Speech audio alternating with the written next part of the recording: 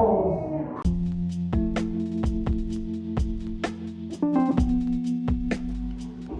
Hello boys and girls, gents and women, this is Brown Boy Chronicles, Season 5. A collective of 4 brown boys bringing you the latest updates about life, hot takes on music and fashion, mixed with some clown behavior, and overall just good vibes. Hope y'all enjoy and appreciate y'all tuning in. Enjoy, fam.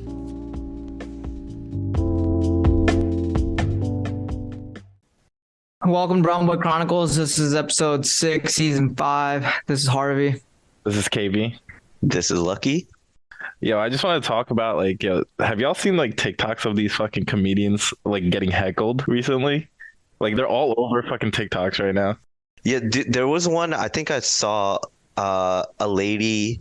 It was this white dude that was kind of Jewish looking. I forget his name, but he was getting heckled because he made some Kamala Harris joke, and this black lady was like, I can't let this white guy talk to us all black people like that. And he actually handled that pretty well. And apparently he's actually half black himself. So he didn't even say anything racist, but I think that was trending right now, where this lady was just coming at this dude for no reason. I don't know if that's the one you saw too, but the dude kind of looked hella nerdy. He had the 90s look going on, where the Fonzie type shit. No, dude, I just love how these hecklers think that they can talk back to these comedians, and every video I've ever seen of these hecklers, they just get roasted to shit, bro. I don't know why they think they can talk and then not expect to get roasted themselves. Bro, I'm afraid to start shit at a comedy store, a club, because first of all, you're going there to laugh, but I feel that's just that man. Roasting is his profession. Why would I put myself in the spotlight to get shit on? Plus, you're ruining the joke for everyone else. I mean, I don't know. Have you guys ever gotten to that point where you gotta say something? Someone said something so next level. Also, it's just these. I feel the people that heckle, they get offended by the jokes, but why are you going to a comedy club if you're not taking it as a joke? If that makes sense, right? All the stuff that they're presenting is meant to be a joke. You have that expectation when you go to a comedy club, but these people get drunk or whatever, or they're a little faded, or whatever, and they just heckle and get offended or something. Yeah, I don't know. This just, yeah, I don't understand it either. The mindset of it. I feel there's gonna be some racy shit that's gonna get said. Racy in the sense of non-PC shit, not anything related to racism or anything like that. And that's just what you expect out of comedy. But I don't know. I feel comedy in itself in the past decade has kind of died down. The movies from 2000 to 2010s, you can't make that shit anymore. I feel what's the last good comedy movie you've seen? Dude, there hasn't been, but I actually watched That's My Boy by Adam Sandler recently. And some of the shit that's in that movie is actually hilarious. None of that, I'm just going back and thinking some of that shit would not fly today. It's actually crazy that the comedy, just comedy movies and just comedy overall has kind of degraded because you have to watch what you say. For real. When did that movie come out? Was it recent or an old school movie? It's an old Adam Sandler movie. It was just on Netflix that I saw trending or something. But there hasn't been a good comedy movie out recently at all. It's all that cringe comedy that's ruling fucking media right now. No, actually, one point when I was I don't know if you guys watched Flagrant 2. But Andrew Schulz, I think he was actually talking about this shit. He was the people that are in positions to make decisions are more kind of left leaning. So when these types of situations come up where if a movie executive has to pull the trigger on oh, can you say this X, Y, and Z, no one's really trying to lose their job. So that's why they kind of conform okay, this is a little too sussy, maybe we should not proceed with this, because everyone's just trying to protect their job. And everyone in that when it comes to tech sector and all that shit, it's more left leaning. So when you're within that group, there's not that many on the other side. So it's not the attention to push down that PC mindset. It's just the people that are in that group that kind of conform to that. I don't know. He explained it really well. Do you guys understand what I'm trying to say? Where it's more so the people they basically just don't want to get canceled. The people that are in charge of this don't want to get canceled if something comes out. Yeah, everyone's just trying to protect their jobs. No one wants to be out of a job. I feel Dave Chapelle still went out here and was all wild, and he didn't technically get canceled. They just let it ride. And I think he said a lot of out of pocket shit. He did say some transphobic shit, but with him, he's just I'm gonna own it. I said it, whatever. That's just his mindset. But the thing about going back to Andrew Schulz, he had a Netflix special lined up with obviously Netflix, and they told him to edit out a bunch of his jokes. And I'm assuming they did the same thing with Dave Chapelle, right? But like they did that with Andrew Schulz. He said, no, I'm not doing that. And he released it on his website. And like people paid for that shit. And he like made his money back. He made more, I think, more than like what the comedy special cost. Schulz or Dave Chapelle? Andrew Schulz. Dave Chapelle somehow got it released on fucking Netflix. I don't even think they took it down after the transphobic comment. Yeah. Real talk, Dave Chappelle's not all that nowadays, I feel like. Do you guys still like listen to his comedy like that? I don't even watch that much stand-up, honestly speaking. There's honestly that much good stand-up to begin with, but like, yeah, I used to like watch all of his like, I think the last one was like when he did the early Netflix run with like the 2016 and all that. But now his like comedy specials are just fucking speeches. He like turned into J. Cole. Like, you know how J. Cole in concerts just like has to give like a goddamn standing speech or some shit like that, or like that's just like how his specials are now. I just like the thing about comedy specials nowadays, I think they're better than the comedy movies. So I'd rather watch a comedy special than a comedy movie, because comedy movies, like, dude, I don't laugh at all anymore. They're so boring. They're so lame. All the jokes are lame. Like, okay, yeah, this might be okay. I don't know about you guys, but I love dark humor. Regardless of like how bad it is, like on dark humor, like even if it's toward like Indians like me or whatever, like dark humor is hilarious to me. It could be self-targeted or whatever, you know? No, I feel that. I think everyone likes dark humor. I think the only problem when you get fucked up with dark humor is like the person who's doing it doesn't know shit about the.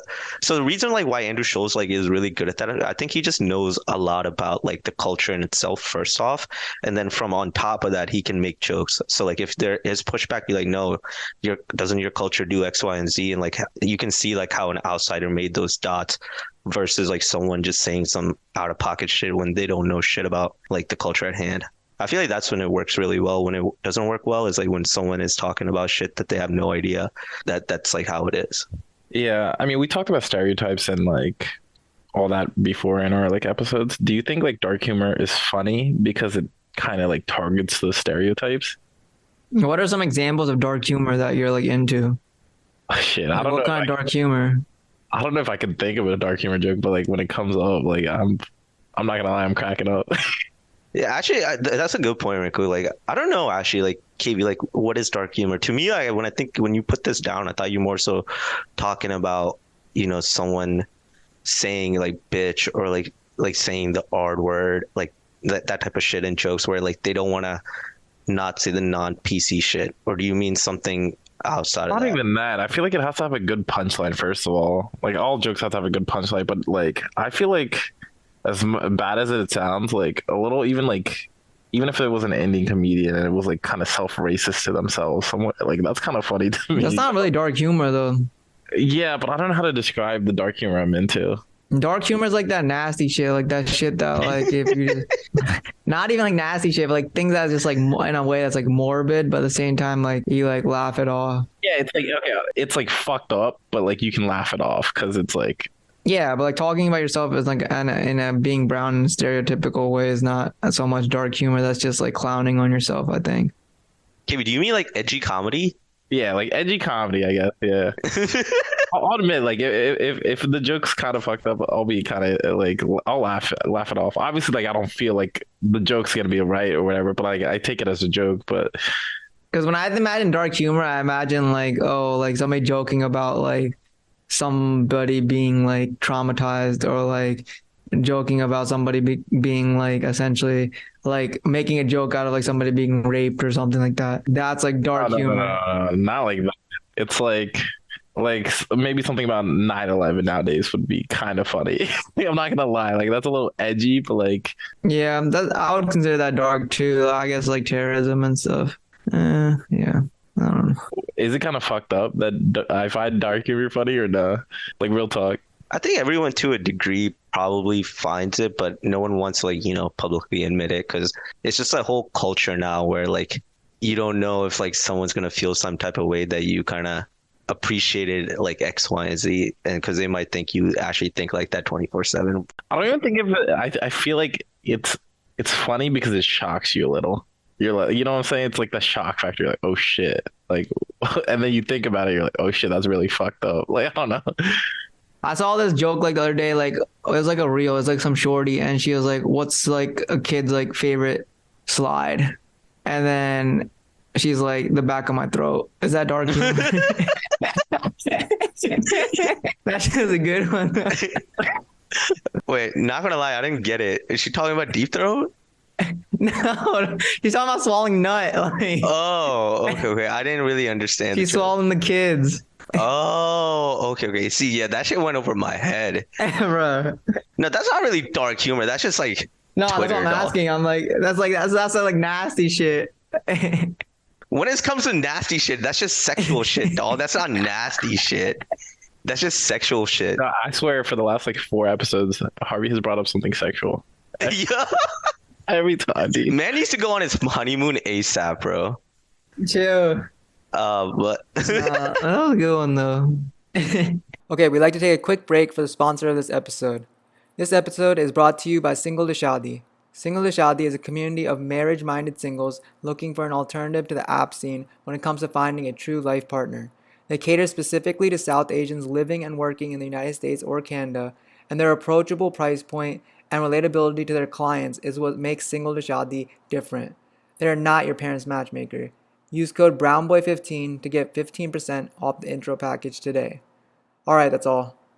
Now back to the episode. No, but do you guys not like dark humor?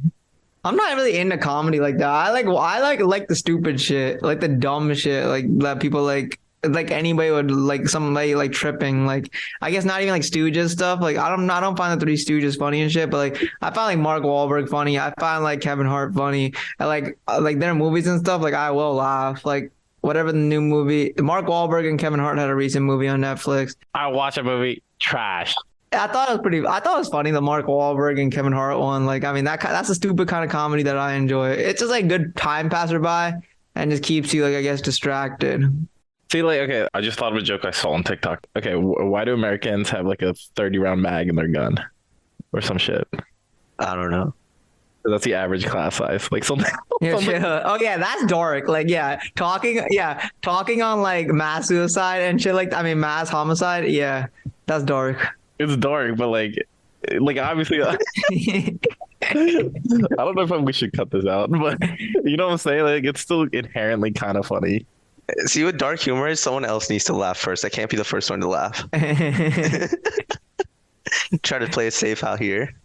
I don't even think, I don't even think there's any dark comedians left. I think that type of like the jokes that you're talking about, that's still left on like Reddit or 4chan. Yeah, now it's more edgy. Like Andrew Schulz is the edgiest that you can. I don't even think he's edgy, bro. I think he just understands different cultures. Special. I mean, yeah, like I didn't think that was that bad. I feel like he like skates that shit really well, but like I think it just goes back to like him actually knowing his shit about like the culture that he was making fun of. So whenever someone pushes back, you're like, yo, I actually know like this nuanced shit about your guys' culture that you guys probably never thought of. So I don't know. I never thought of his shit was edgy. But to be honest, I like his podcast more than his like comedy. His comedy's not even, it's all right, but thinking like just naturally on podcasts is much better. But going back to like comedy shows, what if like a comedian picks on you? Like, would you be offended? Have you been to a comedy show? Yeah, I've been to like 2. And which ones? I forget their name. It was just a random comedy club with random comedians. Like, it wasn't no one famous. Did you actually laugh? Yeah, some of them are funny. Yeah. I went to one. I feel like it was not worth it. I was at one in Vegas, and like we just went as like a group. Like I mean, stand-up comedy is definitely hard, yo. Like it takes a lot of talent and it takes a lot of guts. But like I mean, a lot of times like the room is just like not laughing, and that's like so awkward.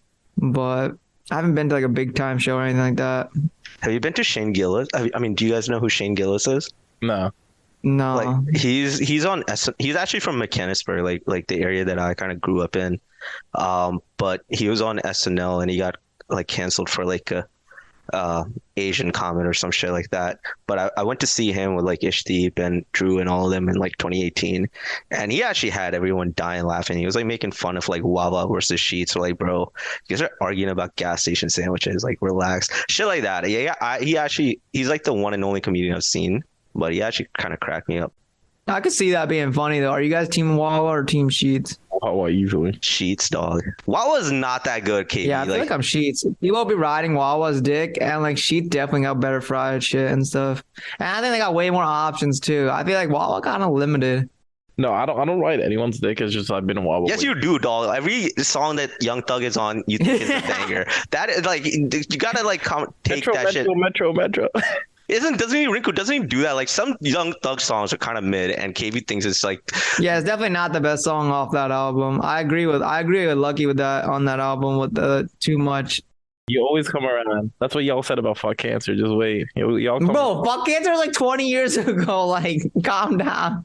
Like especially like last year when on Way Too Sexy, like Young Thug did not need to be on that song at the tail end of that song, like Red Diamond Spaghetti. That's all he says, and then KB's like, yo, bars. I said bars about that. I said yes, you did. You're like, the flow in here like Red Diamond Spaghetti. I guarantee. I'll pull up the receipts like how you do it. I said no. The argument was that you said he shouldn't even be on the song. I was like, no, he's fine. Like he's chilling on the beat. Like, he's chilling out. Like you know what I'm saying? Like he shouldn't be cut out because of that.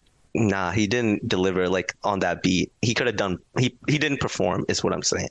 But going back to that Shangelis or whatever, did he get canceled for like an Asian comment that he made randomly or an Asian joke? No, he said like an Asian slur. Okay, that's different. I feel like that's different. Like yeah.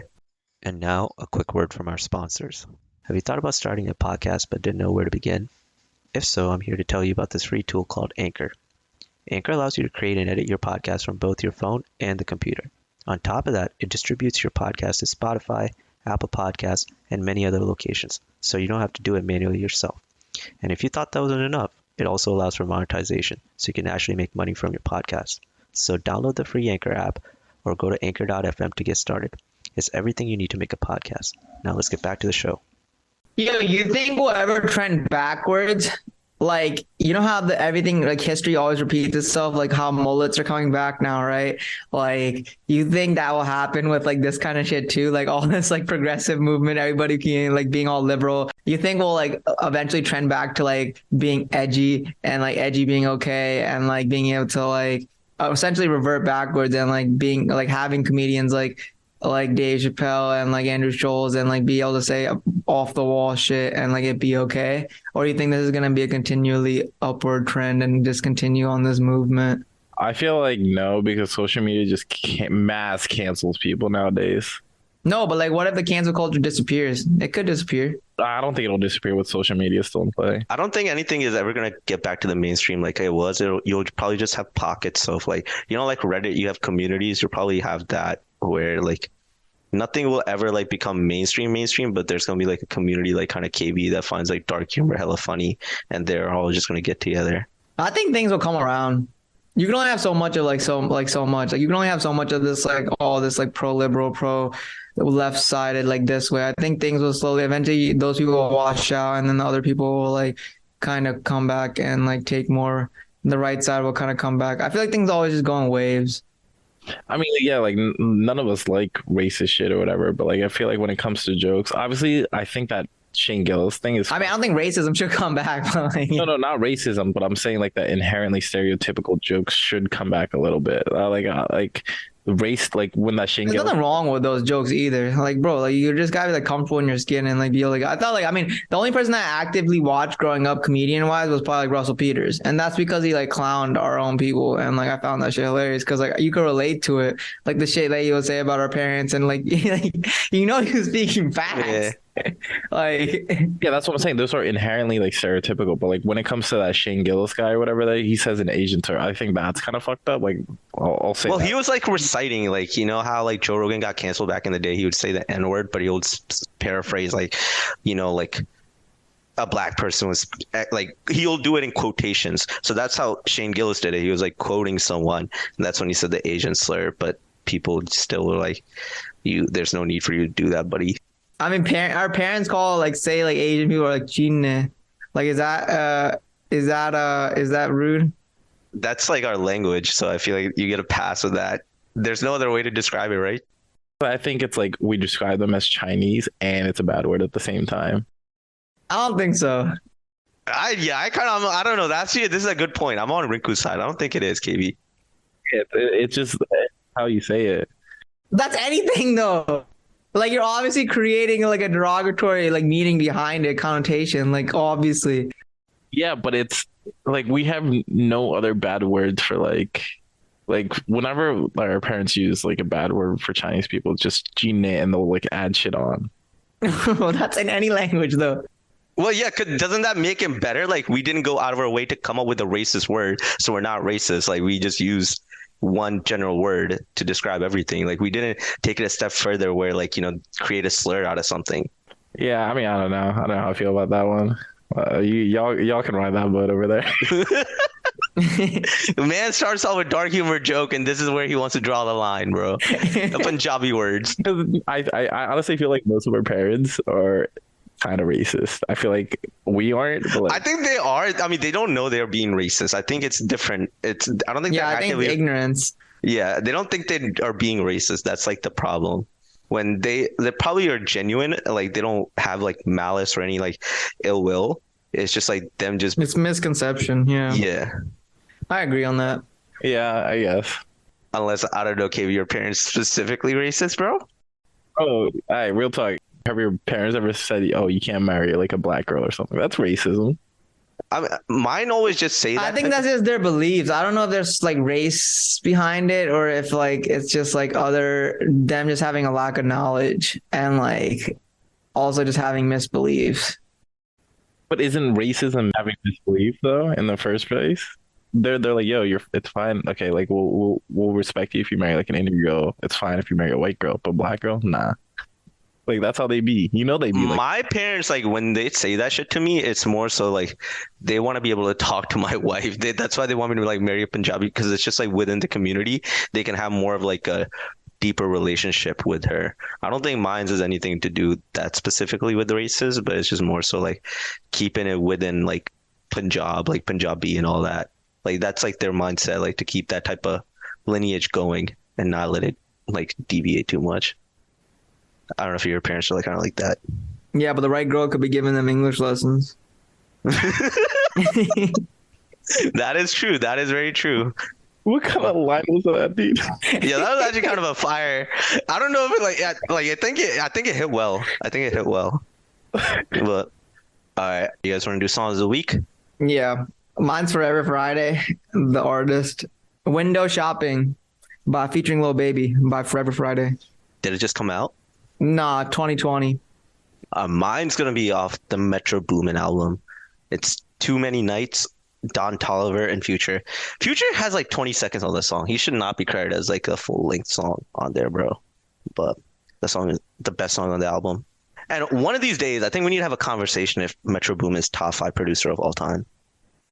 So mine's gonna be I'm going back to the weekend. I'm gonna go with Loft Music. House of Balloon.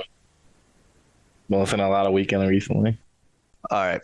This has been another episode of Brown Boy Chronicles. We'll see y'all next time. Peace.